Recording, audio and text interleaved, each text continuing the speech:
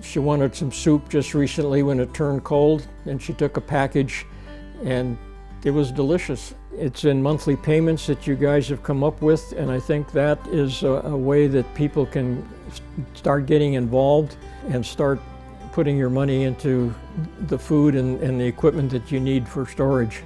And that's what we keep buying for Patriots, is we've had the quality that is acceptable to us, and it's good eating.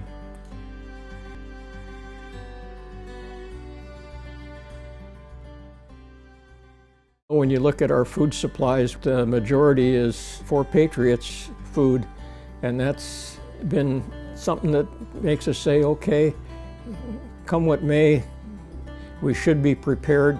Our experiences over the years has indicated that we cannot depend on somebody else for survival if things get tough.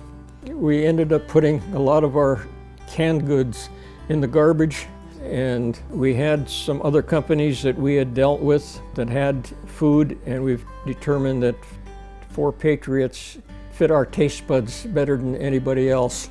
We wanted to check the food before we bought it, so we had the free kits that were sent to us.